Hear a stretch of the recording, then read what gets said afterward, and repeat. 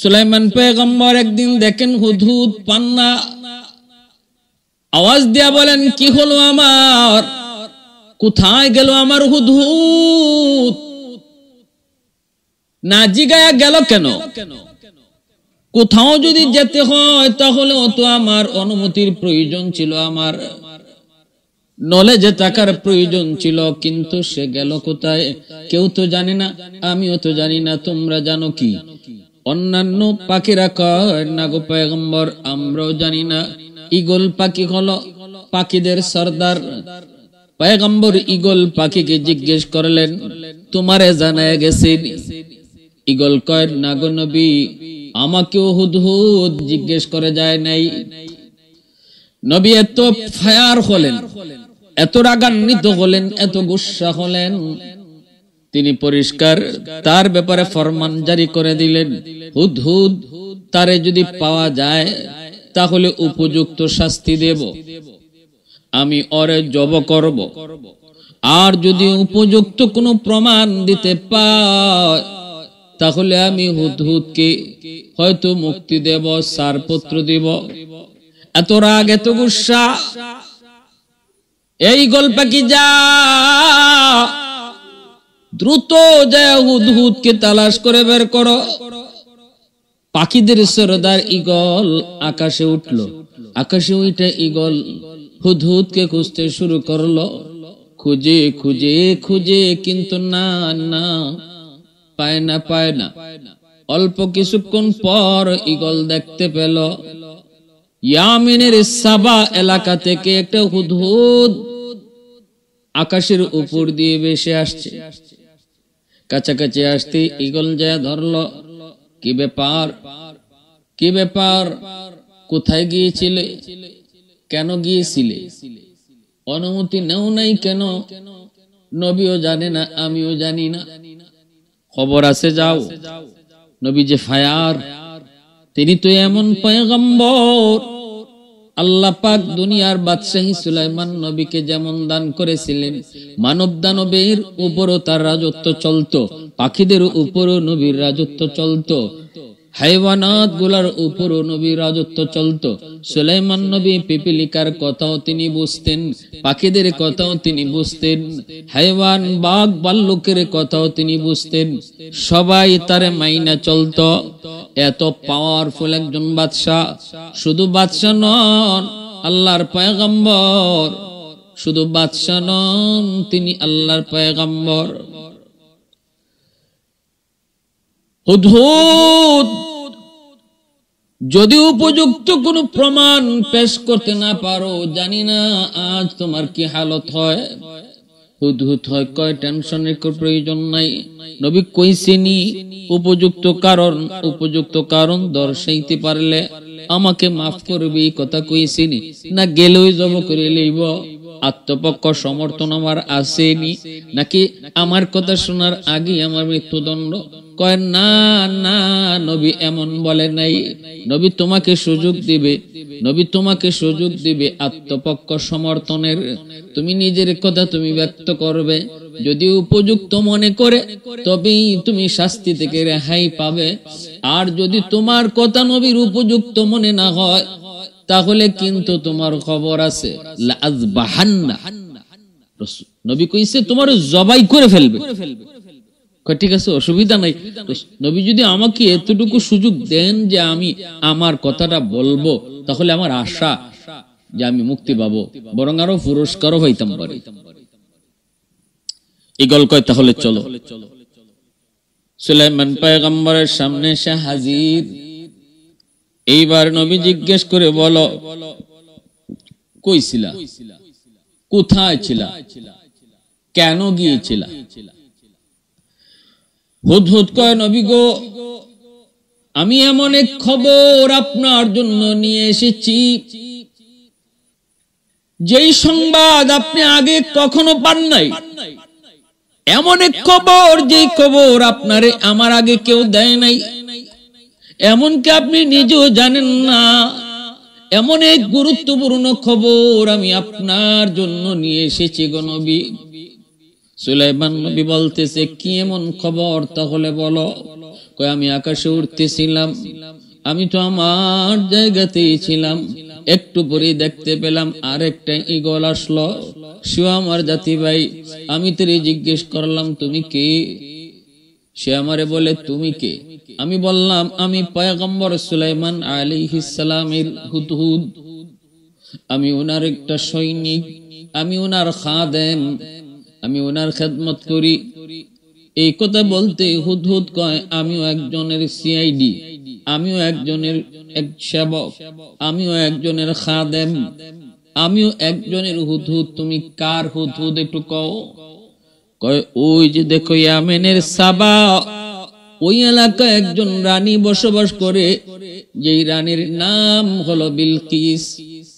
আমি রানী বিলকিসের হুদহুদ, আমারও কিছু ডিউটি আছে, আমি ওনার একান্ত একজন সৈনিক। এই কথা বলতেই আমি তো অবাক হয়েছি। কয় কি, সুলাইমান পয়গম্বর, আল্লাহ পাকের নবী, তামাম দুনিয়ার বাদশাহ, অথচ ওনার রাজ্যের ভিতরে কোন এক জায়গায় একজন মহিলা রাজত্ব করে, নবী তা জানে না, কেমন করে সেটা হয়? আমি বললাম, তুমি আমাকে নিয়ে যাও, আমারে তুমি দেখাইবানি তোমার রানীর রাজ্য? কয়, হ দুস্ত, আয়, আমার রানীর রাজত্ব তোরে একটু দেখাই। এই বইলা আমাকে নিয়ে গেল। আমি যা দেখলাম, নবী জিজ্ঞেস করে, কি দেখেছো? হুদহুদ কয়, নবী গো, আমি দেখেছি সেখানে একজন রানী, নাম বিলকিস, অনেক সুন্দর রাজ্য তার, ধনে বনে জনে সর্বদিক দিয়ে সে অনেক অনেক উপরে, ধনবল যেমন, জনবল তেমন, অস্ত্র বল তেমন, সুন্দরীও তেমন, ওয়ালাহা আরশুন আযীম, এবং তার একটা নান্দনিক একটা সিংহাসন রয়েছে, দেখার মতো একটা সিংহাসন। ওগো নবীজি, সবচেয়ে বড় আশ্চর্যের বিষয় হলো, ওই রানী এবং ওই রাজ্যের মানুষগুলি এক আল্লাহকে চেনে না। তারা সূর্যের পূজা করে, সকালবেলা সূর্যের পূজা করে, সূর্য ডোবার সময় সূর্যের পূজা করে, এক আল্লাহকে তারা চেনে না। এই সংবাদ শোনা মাত্রই সুলাইমান পয়গম্বর গুসায় তিনি ফুলে গেলেন। কষ্টে উদ্ভুত, আমার রাজ্যের ভিতরে কোন রানী রাজত্ব করবে, তাও আবার আমার আল্লাহকে না চিনা, সূর্যের পূজা কইরা আমার রাজত্বের ভিতরে কোন রানী রাজত্ব করবে? হয় না, ইম্পসিবল, ঘটনা সত্য না, আমার বিশ্বাস হয় না। হুদহুদ কয়, নবী গো, 100% সত্য। পয়গম্বর কয়, তাহলে তুমি সত্যতার প্রমাণ দাও, দলিল দাও। এই জেনেও আমি একটা চিঠি লিখলাম, কোথায়? তাড়াতাড়ি কাগজ কলম নিয়ে আসো। পয়গম্বর সুলাইমান এইবার তিনি রানী বিলকিসের নামে একটা চিঠি লিখলেন। ইন্নাহু বিসমিল্লাহির রহমানির রহিম, ইন্নাহু মিন সুলাইমান ওয়া ইন্নাহু বিসমিল্লাহির রহমানির রহিম। প্রথমেই তিনি লিখলেন, সুলাইমান, আমি সুলাইমানের পক্ষ থেকে তোমার কাছে চিঠি। আর পরের লাইনটাই ছিল, আমার আল্লাহর নামে আমি শুরু করলাম। নবী আল্লাহর নামে চিঠিটা শুরু করলেন। এতে করে বোঝা গেল, যে কোনো কাজ বিসমিল্লাহ বলে শুরু করা শুধু আমার নবীর সুন্নত নয়, সকল পয়গম্বরের সুন্নত হলো যে কোনো কাজ বিসমিল্লাহ কইয়া শুরু করা। বিসমিল্লাহ বলে যেই কাজ শুরু করা হয়, এই কাজের মধ্যে আল্লাহ বরকত দেয়। এই কাজটা আল্লাহ তার নিজ জিম্মাদারিতে সমাপ্ত করে দেয়। শুরু হবে যে এই জিনিসটা, যেই কামটা আল্লাহর নামে, শেষও করবেন সে আল্লাহ, আল্লাহর জিম্মাদারিতে। এজন্য বিসমিল্লাহ বইলা শুরু করা, এটা শুধু এই উম্মতের জন্য, শুধু নবীর সুন্নত নয়, গোটা সকল নবীর সুন্নত হলো বিসমিল্লাহ বলে শুরু করা। তিনি বিসমিল্লাহ বলে চিঠিটা শুরু করলেন, নিজের পরিচয়টাও আগে দিলেন, এরপরে আল্লাহর নামে তিনি চিঠি শুরু করলেন। পরিষ্কার ভাষায় লিখলেন, ও রানী বিলকিস, খুব দ্রুত তুমি কালেমা পড়ে মুসলমান হও, আমার কাছে তুমি সারেন্ডার করো, আত্মসমর্পণ করো। আর যদি আমার কাছে আত্মসমর্পণ না করো তাহলে তৈরি হয়ে যাও, প্রস্তুত হয়ে যাও আমার সাথে যুদ্ধ করতে, আমি তোমার মোকাবেলা করার জন্য সৈন্য পাঠাবো। এই মর্মে তিনি চিঠি লিখা হুদহুদকেই বলতেছেন, হুদহুদ খবর যখন তুই দিলি চিঠিটাও তুই নিজে পৌঁছাবি, এবং এই চিঠি পাওয়ার পর রানী বিলকিসের প্রতিক্রিয়া কি হয়, রিঅ্যাকশনটা কি হয় সেটাও তুই আমাকে এসে জানাবি। রিঅ্যাকশনটাও আমি দেখব, তখন আমি বুঝবো তোর খবর সত্য নাকি মিথ্যা। হুদহুদ টুটে করে চিঠি নিয়ে রওনা দিল। রানী বিলকিসের খাস কামরার ভিতরে হুদহুদ চিঠি নিয়ে ঢুকে পড়লো। পাখি তো ঢুকার তার জন্য সহজ। চিঠি নিয়ে খাস কামরার ভিতরে ঢুকলো। রানী বিলকিসের বুকের উপরে চিঠিটা রেখে আড়ালে একটা জায়গায় ওই হুদহুদ বসে সে রিঅ্যাকশনটা দেখতে লাগলো। রানী বিলকিস তার বুকের উপরে চিঠি, এই চিঠি পড়ছে। চিঠি পাইয়া তো অবাক, খুললো চিঠির ভাষায় সে বুঝতে পারলো এই চিঠি জানতেন কোন মানুষের পক্ষ থেকে নয়, এই চিঠি হলো দুনিয়ার বাদশাহ সুলাইমান পয়গম্বরের পক্ষ থেকে চিঠি। এবং চিঠির ভাষাটাও নরম নয়, চিঠির ভাষাটাও বড় গরম, চিঠির ভাষাটাও বড় গরম। সাথে সাথে চিঠি পড়তেছে আর রানী বিলকিসের শরীর কাঁপতেছে। কাঁপবেই তো, তিনি তো শুধুমাত্র বাদশাহ হলে হয়তো এত ভয় পেত না। রানী বিলকিস তো জানিনি শুধু বাদশাহ না, ইনি তো নবী দাবি করেন। শুধু তো তিনি নবী না, ইনার আব্বা দাউদ আলাইহিস সালাম তিনিও নবী। অতএব সুলাইমান নবীর আরেকটা পরিচয় হলো তিনি নবীর ঘরের নবী। এক হলো তিনি নবী, আরেকটা পরিচয় তিনি নবীর সন্তান, নবীর বেটা নবী। 3 নাম্বার পরিচয় হলো তামাম দুনিয়ার বাদশাহ। 4 জন মানুষকে আল্লাহ তামাম দুনিয়ার বাদশাহী দান করেছিলেন। এর ভিতরে 2 জন হলো কাফের আর 2 জন হলো মুসলমান ইমানদার। যে 2 জন কাফের, একজন হলো নমরুদ, আরেকজন হলো বখতে-নসর। আর যে 2 জন হলেন মুমিন, একজন হলেন সুলাইমান পয়গম্বর, আরেকজন হলেন জুলকারনাইন। এই 2 জন হলেন মুমিন যারা দুনিয়া শাসন করেছেন, আর 2 জন হলো কাফের। সুলাইমান নবী এত পাওয়ারফুল, শুধুমাত্র মানুষের নবী নন, দানবের নবী নন, পশু পাখি হায়ওয়ানাত যত প্রাণীকুল রয়েছে সব কিছুর নবী। এমনকি বাতাস পর্যন্ত ওনার কথা মতো চলতো। আল্লাহ বাতাসকেও তার অনুগত করে দিয়েছিলেন। পয়গম্বর সুলাইমান কোথাও যেতে চাইলে বাতাস ওনাকে এক জায়গা থেকে আরেক জায়গায় পৌঁছায়া দিত। ক্ষমতা কার? আল্লাহর।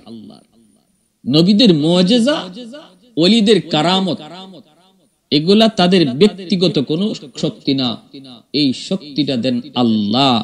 ঘটান নবীর মাধ্যমে, আল্লাহ তার শক্তি প্রকাশ করান ওলির মাধ্যমে। নবীর মাধ্যমে আল্লাহ যখন তার কুদরত প্রকাশ করান সেটা হয় মুআজিজা। ওলির মাধ্যমে আল্লাহ যখন তার কুদরত প্রকাশ করান তখন সেটা হয় মুআজিজা, তখন সেটা হয় কারামত। আমাদের সমাজে কিছু মানুষ ওলি আল্লাহদের কারামতকে বিশ্বাস করতে চায় না।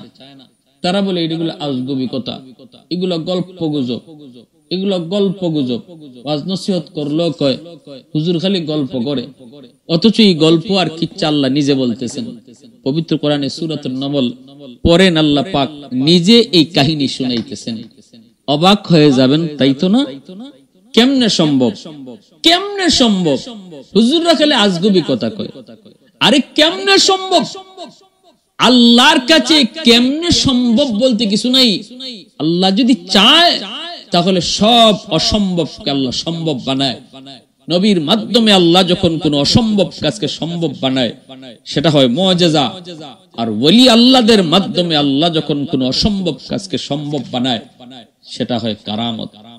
কারামাতুল আউলিয়ায়ে হাক্কুন, ওলি আল্লাহদের কারামত হক, নবীদের মুআজিজা যেমন হক, ওলি আল্লাহদের কারামত হক। এখানে একজন নবীর কথা আল্লাহ বলতেছেন, সূরাতুন নামলে আল্লাহ পাক আরেকজন ওলির কথাও বলবেন। একজন ওলির কারামতের ঘটনা ওই সূরার মধ্যে আল্লাহ বলছেন। নবীর মুআজিজা, নবীর মাধ্যমে আল্লাহর কুদরত প্রকাশ করাইছেন এই কিচ্ছা, এই কাহিনীর ভিতরে। আবার এই কাহিনীর ভিতরে একজন ওলির মাধ্যমেও আল্লাহ তার কুদরত আর শক্তিকে প্রকাশ করাইছেন। এরপরও বলো যে ওলিদের কারামত মানি না? কোথায় বলছেন? একটু সামনের দিকে, একটু মনোযোগ দিয়ে শুনুন। চিঠি পাওয়ার পর রানী বিলকিস সাথে সাথে 3 বাহিনীকে ডাকলো, 3 বাহিনীর প্রধানকে ডাকলো, ডেকে জরুরি মিটিং এ বসে গেল। এখনো রানী বিলকিসের শরীর কাঁপতেছে।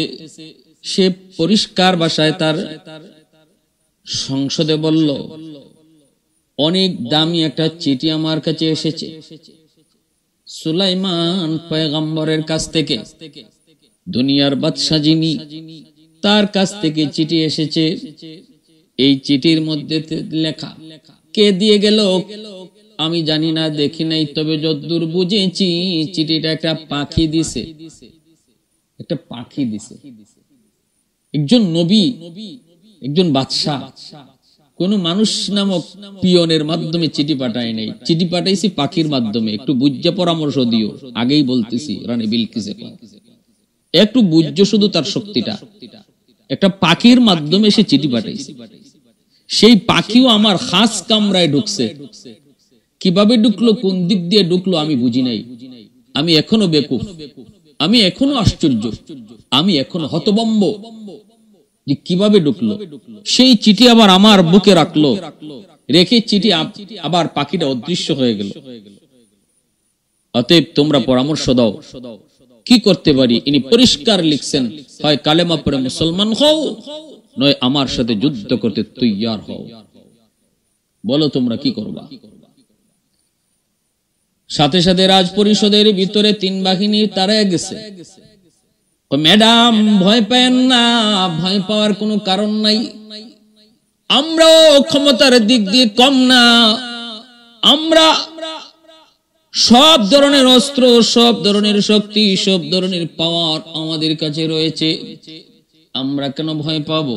কেন ভয় পাবো? ভয় পাওয়ার কারণ নাই। আপনি আদেশ করেন, আমরা যুদ্ধ করতে তৈয়ার। রানী বিলকিস কয়, একটু হুশে হুশে কথা কও, হুশে হুশে কথা কও, নবীরে ধরবায় পড়ে। আগে কও সুলাইমান যে পাখির দিয়ে চিঠি পাঠাইছে, ওই পাখিটারে ধরতে পারবাইনি? পাখিটারে ধরতে পারবা কিনা একটু কও। এরপরে সুলাইমান নবীর সাথে তোমরা পাল্লা দিবা।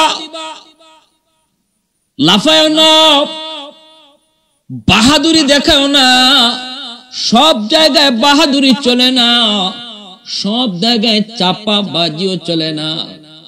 এখানে চাপা মারার জায়গা না, বাহাদুরি দেখানোর জায়গা না। জানুনি ইন্নাল মুলুকা ইযা দাখালু কারিয়াতান আফসাদুহা। রানী বিলকিস কই, পাওয়ারফুল পরাক্রমশালী কোন বাদশা যদি কোন গোত্রে ঢুকে, কোন দেশ জয় করে, তাহলে এই দেশে ঢুকেই ফাসাদ সৃষ্টি করে, দেশে ঢুকেই রক্তপাত ঘটায়, খুন খারাপি করে, মানুষ হত্যা করে।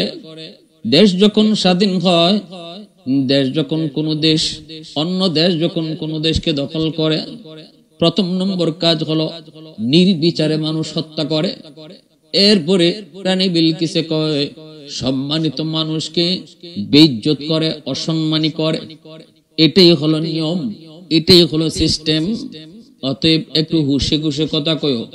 সুলাইমান তিনি এত বড় বাদশা, এত বড় পাওয়ারফুল, যার কথা পাখিও শুনে, যার কথায় দেবদানব চলে।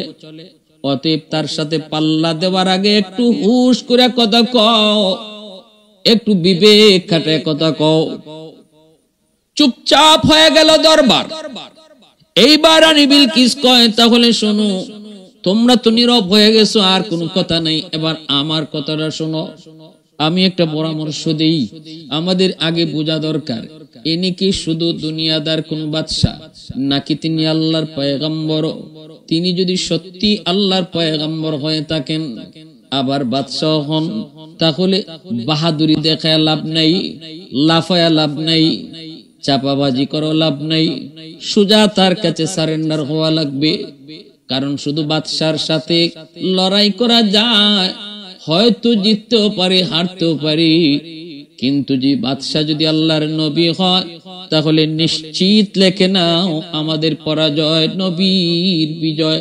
কারণ তখন নবীর সাথে আল্লাহর কুদরতি হাত সাথে থাকে। কাদিরে কুদরত দারি বর কামাল, কাদিরে কুদরত দারি বর কামাল, আনতা রব্বি আনতা হাসবি দুল জালাল, আনতা রব্বি আনতা হাসবি দুল জালাল। আল্লাহ রাব্বুল আলামিন ক্ষমতার মালিক, আল্লাহ যারে চায় তারে ক্ষমতায় বসায়।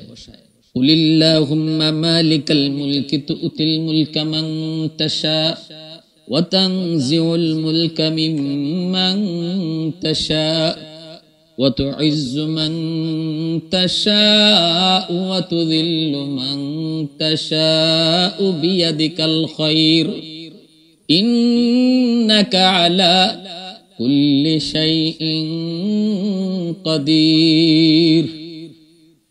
আল্লাহ কারো কাছ থেকে ক্ষমতা ছিনায় নেয়, কাউকে আল্লাহ ক্ষমতা দেয়, কাউকে আল্লাহ ইজ্জত দেয়, কাউকে আল্লাহ বেইজ্জত করে। সকল ক্ষমতার মালিক কে? আল্লাহ। জনগণই সকল ক্ষমতার উৎস নয়, এটা শিরকি আর কুফরি মতবাদ। এই কথা যে মন থেকে কইব এর ঈমান থাকবে না। সকল ক্ষমতার উৎস একমাত্র কে? আল্লাহ। গণতন্ত্র করেন, গণতন্ত্র মানেন, গণতন্ত্র মতো চলেন, কিন্তু গণতন্ত্রে এমন কিছু থিওরি, এই থিওরি গুলা যদি আপনি বিশ্বাস করেন তাহলে ঈমান থাকবে না। জনগণই সকল ক্ষমতার উৎস, গণতন্ত্রের এই স্লোগান যদি কোনো মুসলমান অন্তর থেকে বিশ্বাস করে তাহলে তার ঈমান থাকবে না, মুহূর্তের ভিতরে সে বেঈমান হয়ে যাবে। আল্লাহ কয় সকল ক্ষমতার মালিক আমি, আর তুমি কও সকল ক্ষমতার মালিক জনগণ। রানী বিলকিস কয় তাহলে এবার পরীক্ষা শুরু হোক। যদি উনি সাধারণ দুনিয়া আরেকজন বাদশা হয়ে থাকেন, নবী না হন, তাহলে আমরা একটু চিন্তা করব যুদ্ধ করার, মোকাবেলা করার। আর যদি তিনি পয়গম্বর হন তাহলে অসম্ভব, পয়গম্বরের সাথে যুদ্ধ করে কোনো লাভ হবে না। এবার রাজসভায় সবাই কয় ঠিক আছে জাহাপনা, আপনি যা মনে করেন কি করা যায়। ইনি কয় এটা বুঝার জন্য তারে কিছু ঘুষ দিব। কেমনে? কয়ে কিছু স্মরণের ইট নিয়ে যাও, তোমরা তোমাদের সৈনিকের পোশাক খুলে ফেলো। 500 জন সেনা অফিসারকে তিনি পোশাক পরিবর্তন করায়া, ধর্মীয় পোশাক পরায়া, ইসলাম ধর্মীয় পোশাক পরায়া 500টা স্মরণের ইট সাথে করে দিয়ে দিয়েছেন ঘুষ হিসাবে। এক একটা ইট 2.5 কেজি ওজনের, এক একটা ইট স্বর্ণের ইট। যেখানে 100 টাক স্বর্ণ, 100 টাক স্বর্ণে 1 বড়ি হয়। 1 বড়ি স্বর্ণের দাম বর্তমানে 1,67,000। 1 বড়ি স্বর্ণ মানে 100 টাক স্বর্ণের দাম। এই যদি হয় 100 টাক স্বর্ণের দাম, তাহলে 2.5 কেজি ওজনের এক একটা স্বর্ণের বার, এটার কি পরিমাণ দাম? তাও এটা একটা না দুইটা, ওই 500টা এমন স্বর্ণের ইট পয়গম্বর সুলাইমানের কাছে রওনা দাও। এরাও রওনা দিয়ে দিল। এদিকে হুদহুদ চলে আসলো আগেই। আল্লাহর পয়গম্বর কয় হুদহুদ একটু কি ব্যাপার, চিঠি পৌঁছাইছ? কয় হব নবী পৌঁছাইছি। কি দেখেছো রিঅ্যাকশন? কয় নবী গো দেখেছি রিঅ্যাকশন হলো। সাথে সাথে মন্ত্রী পরিষদ নিয়ে বৈঠকে বসলো, 3 বাহিনীর প্রধানকে নিয়েও রানী বৈঠকে বসলো। সিদ্ধান্ত হয়েছে এরা আপনার কাছে ঘুষ নিয়ে আসতেছে। রানী ঘুষ পাঠাইছে। কি ঘুষ পাঠাইছে? কয় 500টা স্বর্ণের ইট। প্রমাণ চায়, প্রমাণ। আপনি কি শুধু দুনিয়াদার বাদশা নাকি আপনি আল্লাহর পয়গম্বর? এটা প্রমাণ করার জন্য যদি আপনি স্বর্ণের ইট গ্রহণ করেন তাহলে ওরা বুঝবে আপনি একজন লোভী বাদশা, আপনি নবী না। আর যদি স্বর্ণের ইট গ্রহণ না করেন তাহলে ওরা বুঝবে আপনি শুধু বাদশা না, আপনি আল্লাহর পয়গম্বর। রানী বিলকিস কয় নে আর একটা পাথর দিয়ে দিলাম, এই পাথরটার ভিতরে একটা চিকন সরু একটা রাস্তা আছে, এই চিকন সরু রাস্তাটাও আবার আঁকা বাঁকা। এই পাথরটা সুলাইমান নবীর কাছে দিবা আর বলবা এই চিকন পাথরের ভিতরে যে চিকন সরু একটা রাস্তা, এই রাস্তাটা দিয়ে যেন সে সুতা ঢুকাইয়া দেয়। এটা নিয়ে 500 জন সেনা অফিসার রওনা দিছে। রানী বিলকিসের নিয়ত হইল, বুঝার উদ্দেশ্য হইল যে এই যে চিকন রাস্তা পাথরের ভিতরে, যে রাস্তাটা শুধু ডাইরেক্ট না আবার আঁকা বাঁকা, এটা কোনো মানুষের পক্ষে সম্ভব নয় এর ভিতর দিয়ে সুতা প্রবেশ করানো। যদি তিনি নবী হন তাহলে আল্লাহ চাইলে সম্ভব, মানুষের পক্ষে সম্ভব নয়। এই কারণে সে বলছে নাও সুতা ঢুকে আইনো। 500টা স্বর্ণের ইট, এক একটা ইট 2.5 কেজি ওজনের, নিয়ে 500 জন সেনা অফিসার রওনা দিল। আমার ভাইরা, বন্ধুরা, যুবক, এই খবর যেই মাত্র সুলাইমান পয়গম্বরের কাছে হুদহুদ পাখি জানায়া দেয়, সাথে সাথে পয়গম্বর দেওদানবকে আদেশ করলেন, তোমরা আমার রাজদরবার থেকে কয়েক কিলোমিটার রাস্তা স্বর্ণের রাস্তা বানাইয়া স্বর্ণের কার্পেটিং করে দাও। প্রতিটা ইট যেন হয় স্বর্ণের, কার্পেটিং হয় যেন স্বর্ণের। 1-2 কিলোমিটার না, অনেক কিলোমিটার রাস্তা। মেইন রোড থেকে আমার দরবার পর্যন্ত আসতে 1 কিলোমিটার আছে, এই রাস্তাটা স্বর্ণের কার্পেটিং করে দাও। আবার দুনো পাশে গরু ছাগল বেঁধে রাখো, ওরা যেন পেশাব পায়খানা করে। এরা ঢুকতেই যেন বুঝে এই স্বর্ণের প্রতি আমার কোনো লোভ নাই। আর যে 500টা স্বর্ণের ইট নিয়ে আসছে, 500টা স্বর্ণের ইট, 500টা স্বর্ণের ইট রাখা পরিমাণ জায়গা তোমরা খালি রেখে দিও। এটার একটা হিকমত আছে, 500 ইট রাখার জায়গাটা খালি রাখবা, রাস্তা করবা ঠিকই, কিন্তু এতটুকু জায়গা খালি রাখবা। এইদিকে তার বাহিনী আসতেছে, 500 জন সেনা অফিসার, তারা তো আসতেছে স্বর্ণের ইট নিয়া। যেই মাত্র পয়গম্বর সুলাইমানের রাজদরবারে ঢুকবে, এর আগে থেকেই দেখতে পেল দরবারের এই কয়েক কিলোমিটার রাস্তা স্বর্ণের রাস্তা দেখা যায়।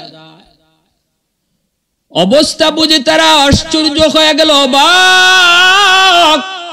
হয়তো অবাক তো হওয়ারই কথা, আমরা নিয়ে আসলাম 500টা ইট, কিন্তু এই রাস্তার ভিতরে যা বুঝতেছি কয়েক কোটি কোটি ইট দিয়ে এই স্বর্ণের রাস্তা বানানো হয়েছে। যে আবার এই স্বর্ণের রাস্তার দুনো পাশে গরু ছাগল বেঁধে রাখা হয়েছে, ওরা প্রস্রাব পায়খানা করে। এতে করে বোঝা গেল এই স্বর্ণের কোনো মূল্যই ওনার কাছে নাই। একটু আগায় আবার এক কদম পিছায়, একটু আগায় তো আবার পিছায়, একজন আরেকজনের দিকে তাকায়, কি লিয়ে যাইতেছে ঘুষ, আর দেখতেছি কি গেলে আমাদের ইজ্জত থাকবে নি, গেলেনি আবার মাইর খাই, গেলেনি আবার ধরা খাই। এই ভয় ভীতিটাও তাদের অন্তরে কাজ করে। সামনের দিকে যায়, যে তারা হঠাৎ করে দেখতে পেল এত সুন্দর কার্পেটিং স্বর্ণের রাস্তা, এই রাস্তার মাঝখানে 500 ইট রাখার জায়গা খালি। থমকে গেল বাহিনী, রাস্তা থেকে স্বর্ণের রাস্তা থেকে আমার 500টা স্বর্ণের ইট তোমরা চুরি করে নিয়ে এসেছো, নতুবা আমার এত সুন্দর স্বর্ণের কার্পেটিং এর রাস্তা 500টা ইট গেল কোথায়? চোর বইলা আমাদের কেউ মারতেও পারে। এই তো ভয় ঢুকে গেল, চরম ভয়। সেনা প্রধান কয়, বুঝে ফেলেছি, স্বর্ণ এখানে রেখে দাও, যে জায়গাটা খালি আছে এই খালি জায়গাটা আমাদের স্বর্ণের ইট দিয়ে পুরা করো, আর যাব না। এমন একজন নবী, এমন একজন বাদশাহ, তারে না দেখা আমি ইয়ামেন যাব না। সুলাইমান নবী কয়, তোমাদের রানী বিলকিস, তোমাদের রানী বিলকিস রং নাম্বারে ডায়াল করেছে। আমি শুধু দুনিয়াদার কোন বাদশা না, আমাকে স্মরণের ইট দিয়ে কিনা যায় না। আমি আল্লাহর পয়গম্বর, কই তোমার রানীর দেওয়া সেই পাথরটা দাও। বলতেই তো ওরা অবাক, পাথরের খবর তো নবী পেয়ে গেছে। বলে হ, পাথরটা দাও, আমি সুতা ঢুকাইয়া দিতেছি। এইবার সেনা প্রধান, এবার 500 জন প্রতিনিধি, তারা ভয় পেয়ে গেল। আমাদের রাজদরবারে বসে আমরা সুলাইমান নবীর বিরুদ্ধে কত কথাই না বলেছি। কেউ বলেছে এন করব তেন করব, কেউ বলেছে সুলাইমানকে গাছে ঝুলাই দিব। মনে তো হয় সব কথাই উনার কানে এসেছে, নতুবা আমরা যে পাথর নিয়ে এসেছি, এই পাথরের খবর তো বিলকিস রানী আর আমরা ছাড়া কেউ জানার কথা না। তাহলে বোঝা গেল সব খবর এসেছে। ভয়ে কাঁপতে শুরু হলো। সুলাইমান আলাইহিস সালাম পাথরটাকে তিনি হাতে নিলেন। চিকন সরু একটা রাস্তা পাথরের ভিতর দিয়া, আবার সেই রাস্তাটা এরকম ভাবে অনেক ঘোরানো পেঁচানো। কেমন করে তিনি সুতা ঢুকাবেন? সুলাইমান নবী একটা পিপিলিকারে ডাক দিলেন। পিপিলিকাটা আসলে পরে নবী পিপিলিকারে বলতেছে, এই পিপিলিকা, তুমি এই চিকন সরু রাস্তা দিয়ে তুমি ঢুকো, তোমার মুখে এই সুতাটা নিয়ে তুমি ঢুকো, আবার পাথরের ভিতর দিয়া ওই পার দিয়ে তুমি বের হও। নবীর আদেশ পাওয়া মাত্রই তাদের সবার সামনে পিপিলিকা সুতা মুখে নিয়া এই চিকন সরু রাস্তা দিয়ে ঢুকলো, ওই রাস্তা দিয়ে বের হয়ে আসলো।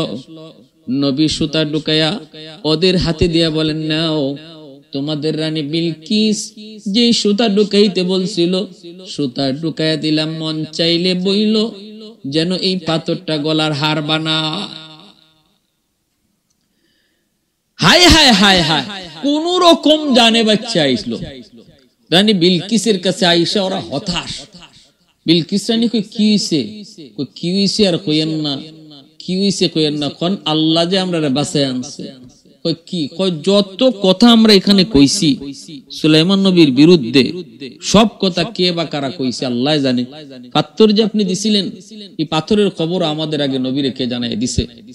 স্বর্ণের ইট যে দিছিলেন, এই স্বর্ণের ইট, এই 500 ইট লইয়া যাইতাম, আপনি অত ফকিন্নি আর আমরাও এমন ফকিন্নি, যায়া দেখি এমন কোটি কোটি স্বর্ণের ইট দিয়া সুলাইমান নবী রাস্তা বানায় রাখছে। এখন আমি 500 ইট তারে ঘুষ দিতাম, কোন মুখে কোন শরমে? শরম আছে না নি? আরো দেখি কি 500 ইট রাখার জায়গা খালি, এখন তো আরো লাগছে ভয়।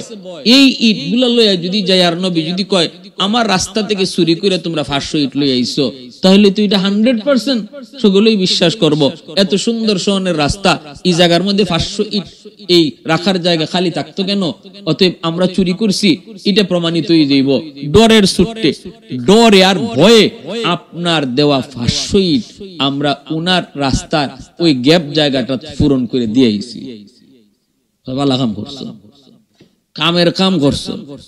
তো এরপরে আর কোনো কথা নাই। যা ওইবার যা হইছে, যা দেখবার আমরা দেখছি। আর নেন আপনার পাথর, নেন আপনার সুতা। সুলাইমান নবীর এই কথাগুলা বিলকিস রানী শোনার পরে কয়, এখনো কি তোমরা যুদ্ধ করার খায়েশ আছে তার সাথে? কয় জি না, আমরা আর খায়েশ নাই।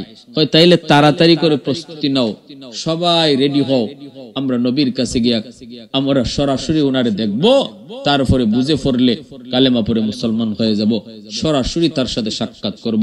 বিলকিস রানী নিজে রওনা দিয়ে দিছে।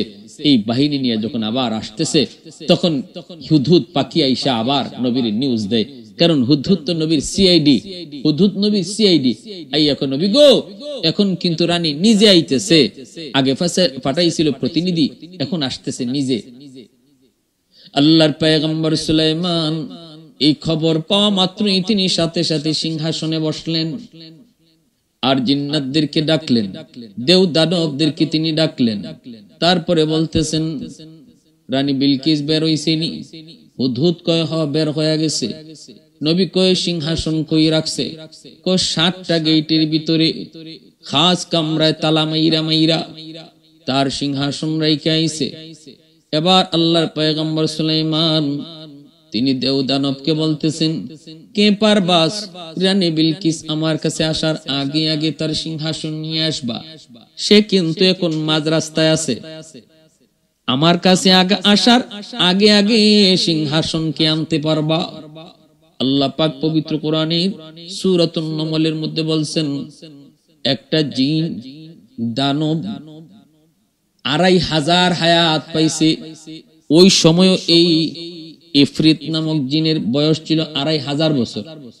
এই ইফরিত নামক শক্তিশালী ওই জিন দাঁড়ায়া বলতেছে, নবী গো আপনি আমাকে অনুমতি দেন, রানী বিলকিস আপনার কাছে পৌঁছার আগে আগে আমি সিংহাসন পৌঁছায় দিব। আল্লাহর পয়গম্বর সুলাইমান ডাক দিয়া বলেন, না না, আমি এর চেয়ে আরো তাড়াতাড়ি চাই। আসুন এমন কেউ রানী বিলকিস আমার কাছে আসার আগে আগে না, এর চেয়ে আরো তাড়াতাড়ি করে কে সিংহাসন আনতে পারবা? সাথে সাথে উনার দরবারে একজন মানুষ বসা, যিনি ইসমে আজম জানতেন, যার কাছে এলেম ছিল, যার কাছে দ্বীনের এলেম ছিল, দ্বীনি এলেম, কোরআনের এলেম, আখিরাতের এলেম ছিল। এই এলমে নূর তার কলিজার মধ্যে ছিল। জিন্নাতেরাও তখন সারেন্ডার করে, কয় না, এর চেয়েও বেশি তাড়াতাড়ি আমাদের দ্বারা সম্ভব নয়, তবে এর চেয়েও যদি তাড়াতাড়ি আনতে হয় তাহলে এটা মানুষের কাম, আমাদের দ্বারা সম্ভব না। মানুষের ভিতর থেকে আল্লাহর একজন ওয়ালি, এই যে বলতেছিলাম আগেই বলেছি, এতক্ষণ পর্যন্ত পয়গম্বরের মাধ্যমে আল্লাহ তার অলৌকিক ক্ষমতা প্রকাশ করাইলেন, এখন আল্লাহ পাক তার একজন ওলির মাধ্যমে তার কুদরত প্রকাশ করাইবেন। তিনি সুলাইমান নবীর আপন খালাতো ভাই, যার নাম ছিল আসিফ ইবনে বারখিয়া। তিনি দাঁড়ায় বলতেছেন, নবী গো যদি অনুমতি দেন আমি আরো আগে আনতে পারবো। নবী বলতেছে, কতটুকু আগে একটু শোনাও তো দেখি।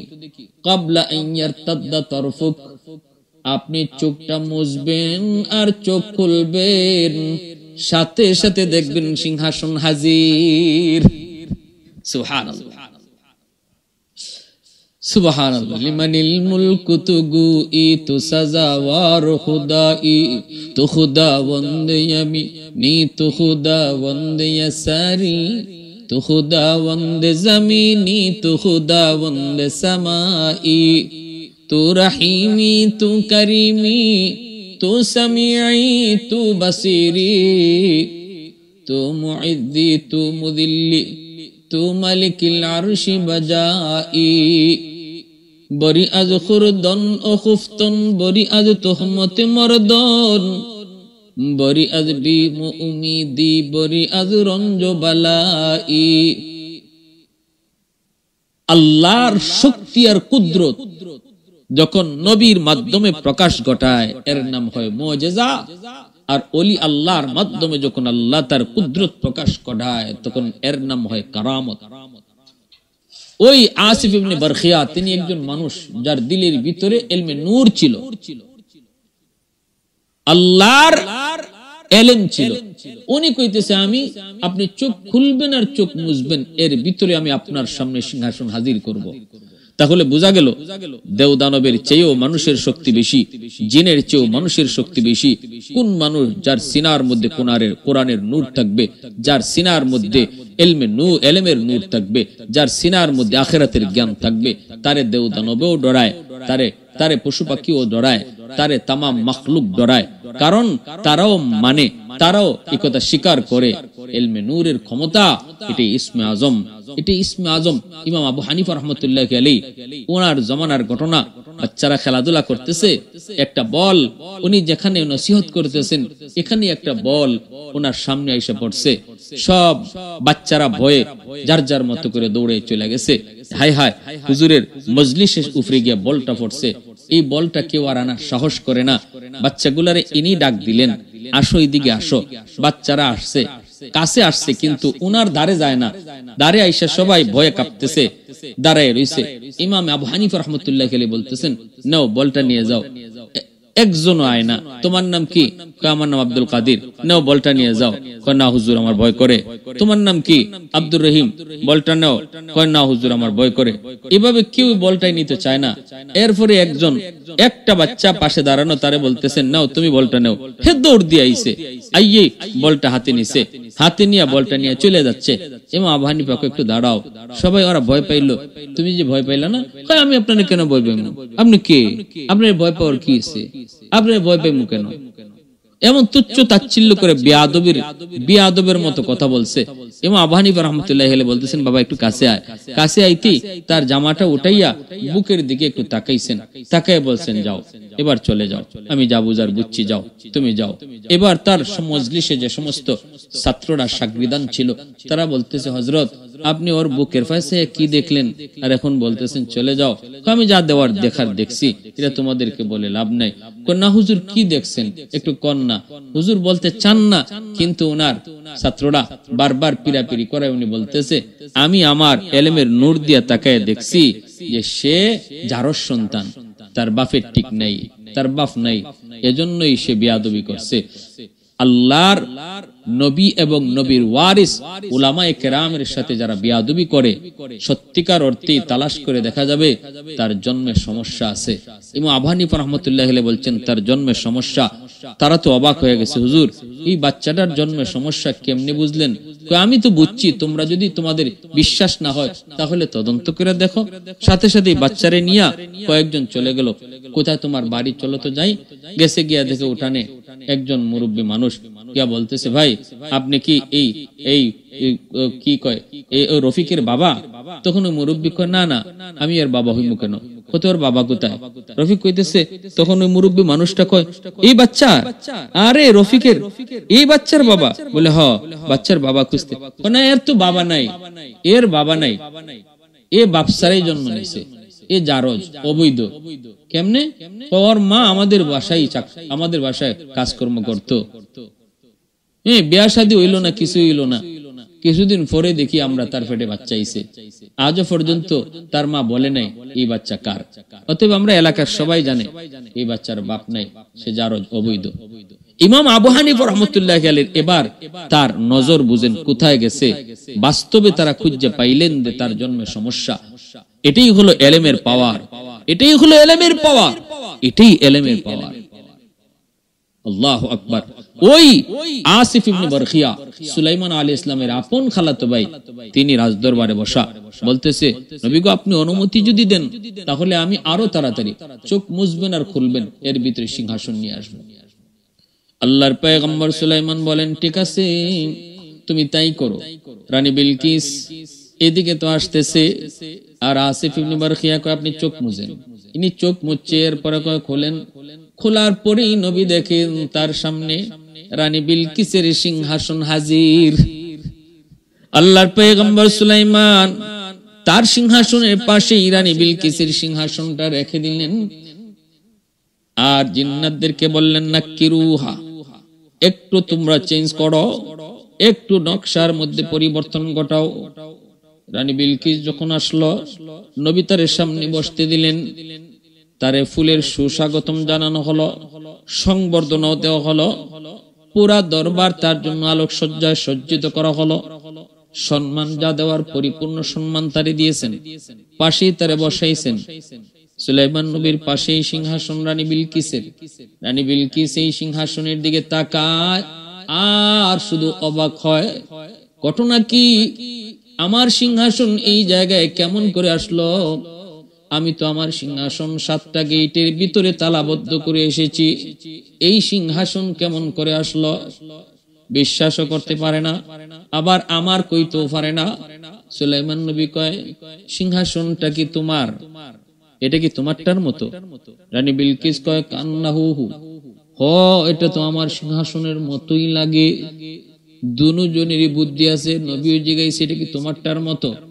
রানী বিলকিস কয়, আমারটার মতোই তো লাগে। আমারটাই বলে নাই, আমারটার মতোই লাগে। নবী তখন মুচকি হেসে বলেন, এটা তোমারই, তোমারটার মতো নয়, সিংহাসন এটা তোমারই।